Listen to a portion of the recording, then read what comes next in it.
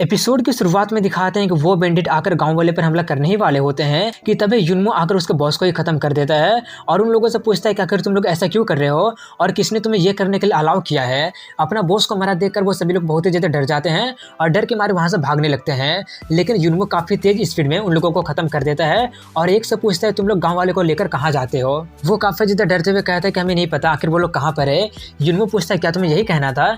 ये देखकर वो और ज़्यादा डर जाता है और बकना शुरू करता है कि कुछ महीने पहले एक बंदा हमें कांटेक्ट किया था, वो हमारे घर के पास आकर हमसे लोगों का मांग किया था और 1% देने के बदले हमें 10 गोल्ड कॉइन देता था। हालांकि वो पूरी तरह से खुद को कपड़े से ढक कर रखा था, लेकिन उसके फिगर से पता चल रहा था कि वो हम बारबेरियन में से बिल्कुल भी नहीं था। ये सुनकर युनमो सोचता है क्या ये कोई फॉरेन ऑर्गेनाइजेशन है, आखिर उनका इरादा क्या हो सकता है। तभी वो उस बंदे को गाँव वाले के हवाले कर देता है और उनसे वहाँ का इंटरकॉन्टिनेंटल टेलीपोर्टेशन के बारे में पूछता है। उनका चिप उसे उसका लोकेशन बता देता है, इसलिए वो दोनों उस शहर में चले जाते हैं जहाँ पर काफी सारे लोग उन्हें कुछ बेचने की कोशिश कर रहे होते हैं, लेकिन तभी उन्हें वहाँ पर सेंजिन और बाकी के लोग दिख जाते हैं, इसलिए वो लोग उनके साथ जाने लगते हैं और वो लोग उससे बताते हैं कि वहाँ से भागने के बाद हमें पता चला था कि हम लोग होंगमेन कॉन्टिनेंट में टेलीपोर्ट हो गए हैं। यहाँ का एक ही टेलीपोर्टेशन एरिया मानथियन सिटी में है, इसलिए हम लोग यहीं पर तुम लोगों को इंतजार करना बेहतर समझे थे। यही सब बातें करते करते वो लोग एक होटल में चले जाते हैं। वहीं पर लिव जाकर मैनेजर से बातें कर रही होती है 6 लोगों को टेलीपोर्ट करने के लिए, लेकिन उसका प्राइस सुनकर वो काफी ज्यादा हैरान हो जाती है कि इतना एक्सपेंसिव कैसे हो सकता है।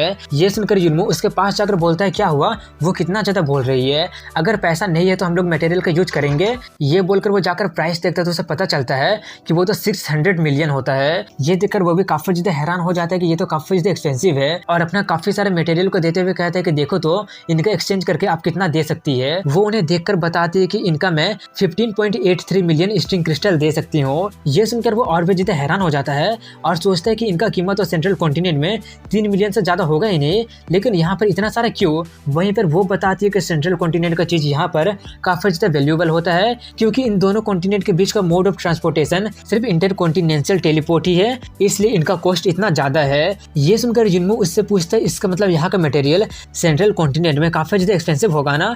वो कहती है बिल्कुल आपने सही समझा। ये सुनकर युनमो उससे कहता है कि हम लोग अभी नहीं जा रहे हैं। वो पूछते क्यों, क्या हो गया, तुम यहाँ पर क्या करने वाले हो। वो कहता है मुझे पैसों की स्मेल आ रहा है। इसके बाद अगले दिन में सेक्रेट हेवनली के डेप्यूटी लीडर को ऑफिस को दिखाते हैं, जहाँ पर वो बंदा जाकर उसे बताता है कि सीक्रेट आर्टिफैक्ट ली युनमो लेकर चला गया है, आप मुझे बस एक चांस और दे दीजिए, मैं उसे जरूर पकड़ लूंगा और अपना होली वेपन को वापस लेकर आऊंगा। लीडर कहता है कि तुम्हें उसे जाकर लाने की इतना जल्दी करने की कोई भी जरूरत नहीं है, वैसे भी मुझे अभी एक्सपेरिमेंटल सब्जेक्ट की जरूरत है। ये सुनकर वो कहता है कोई बात नहीं, मैं अभी जाकर कुछ बंदों को पकड़ कर लेकर आता हूँ। वो कहते हैं कि तुम्हें वो करने की कोई भी जरूरत नहीं है, क्योंकि तुम्हें मेरे एक्सपेरिमेंटल सब्जेक्ट बनोगे। ये सुनकर वो काफी ज्यादा डर जाता है और अपना लाइफ बचाने के लिए विनती करने लगता है। वहीं पर उनका टीम का लीडर कहता है कि 2 दिन पहले ली युनमो मानथियन सिटी में नजर आया था, आप मुझे 2 टीम दे दीजिए, मैं उसे जरूर पकड़कर अपना सीक्रेट आर्टिफैक्ट को वापस लेकर आऊंगा। लीडर कहते हैं कोई बात नहीं, मैं उसे डील करने के लिए वेस्ट इंडियन को भेजता हूँ, लेकिन वहीं पर वो फिर से उससे कहते हैं कि वहाँ पर मेरे काफी सारे बंदे हैं, मैं उसे जरूर जल्दी ही पकड़ लूंगा। ये सुनकर उनका लीडर उठते हुए कहता है कि मैंने एक बार जो कह दिया मुझे उसे दोबारा रिपीट मत कराओ, अपना घटिया प्लान को अपने मन में ही रखो और मेरा बड़े इवेंट को बर्बाद मत करो, नहीं तो अगली बार तुम्हारा पूरा का पूरा फैमिली मेरे ऑपरेशन बेड पर होगी।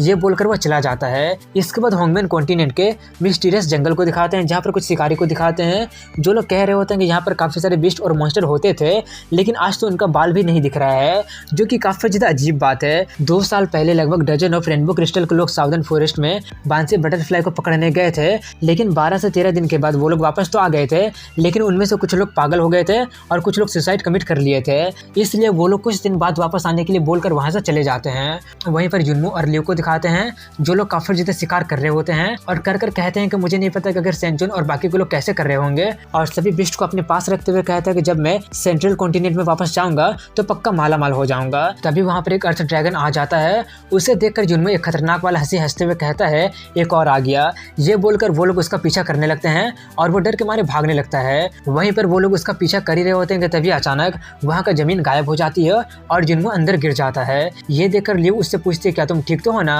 तभी वहाँ पर उसे किसी और के होने का एहसास होता है। वहीं पर युनमो बाहर उड़कर निकलते हुए कहते हैं कि अचानक जमीन गायब क्यों हो गया था, कहीं इसका मतलब इस ड्रैगन के पास इल्यूजन वाली स्किल तो नहीं है ना। और नीचे आकर कहता है कि मैजिकल बीस्ट का कीमत और भी ज्यादा होता है और उससे पूछता है क्या तुम देखी कि वो किस तरफ गया है। वो उसे बताती है कि वो उस तरफ गया है, इसलिए वो लोग जल्दी से वहाँ पर जाने लगते हैं। वो लड़की लिव नहीं होती है बल्कि उसकी हमशक्ल होती है। वहीं पर लिव को दिखाते हैं जहाँ पर वो सोच रही होती है कि काफी अजीब बात है, युनमो अभी उसे चेसी कर रहा था, लेकिन लेकिन गायब कहाँ पर हो गया। तभी उसे युनमो दिख जाता है जो कि काफी ज्यादा घायल हो चुका होता है। उसे देखकर वो पूछते कि तुम इतना ज्यादा घायल कैसे हो गए। वो बताता है कि वो एक स्ट्रिंग बीस्ट था, लेकिन ये कोई बड़ा डील नहीं है, मुझे पता है कि वो कहाँ पर है, जल्दी से चलो। इसलिए वो लोग वहाँ पर जाते हैं जहाँ पर उन्हें वो ड्रैगन दिख जाता है। उसे देखकर वो कहते हैं कि तुम आगे जाओ, मैं इसका भागने का रास्ता को बंद करता हूँ। इसलिए वो जाती है और तभी युनमो उस पर पीछे से हमला करने आने लगता है, लेकिन वहीं पर वो उसे पीट कर रख देती है और कहते हैं कि मुझे तो पहले ही पता चल गया था कि तुम नकली युनमो हो। वो उससे पूछता है कि अगर तुम्हें पता कैसे चल गया। वो बताती है कि फ्यूचर में अपने दिमाग का यूज करना।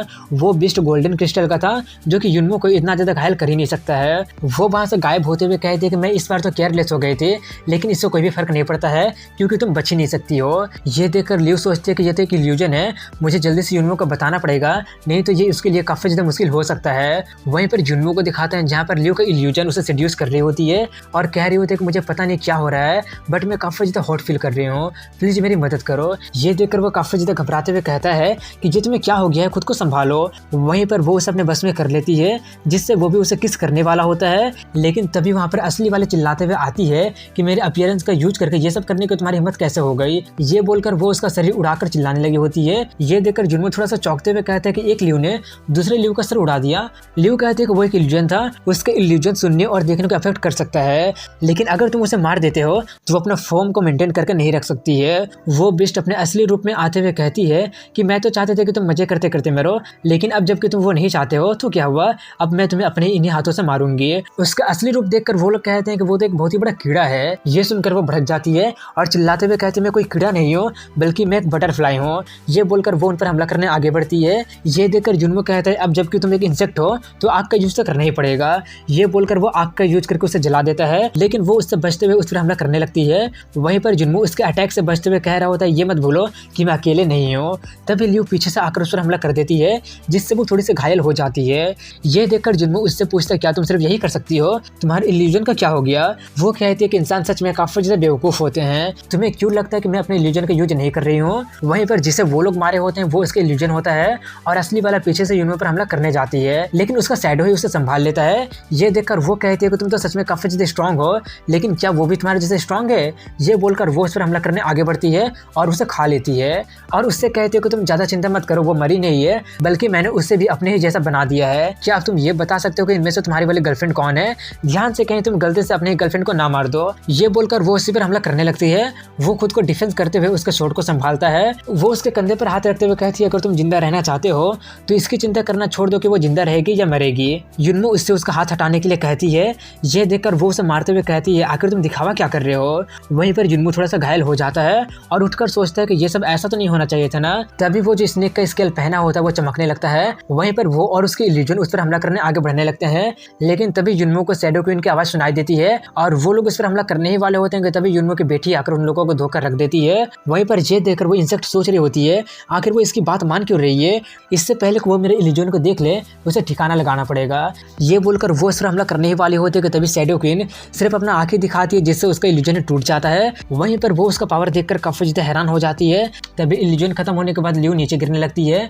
ये देखकर वो उसे पकड़ने जाते हुए सोचती है कि अगर मैं उसे होस्टेज बना लेती हूँ तो मैं अभी भी जीत सकती हूँ, लेकिन उसे उसका पकड़ने से पहले ही शैडो क्वीन इनविजिबल होकर जाकर उसका गला ही पकड़ लेती है। वहीं पर इससे उसे काफी ज्यादा तकलीफ होने लगती है और वो उससे खुद को छोड़ देने के लिए कहती है कि मैं तुम्हें अपना ट्रू ब्लड देने के लिए तैयार हूँ, लेकिन वो उसे खत्म कर देती है और खत्म करने के बाद वापस से छोटी होकर पापा बोलते हुए युनमो के पास आ जाती है और वो भी उसे हक करते हुए कहता है कि मेरी बेटी तो कमाल की है। तभी वो लियो को देखकर मॉम कहती है। वहीं पर वो होश में आने लगती है। ये देखकर वो थोड़ा सा चौंक जाता है और जल्दी से उसे वापस रखने लगता है और कहता है कि चिल्लाना बंद करो और जल्दी से सो जाओ, मैं नहीं चाहता कि वो तुम्हें देख ले। और यही बोलने के साथ यहीं पर इस एपिसोड की एंडिंग हो जाती है।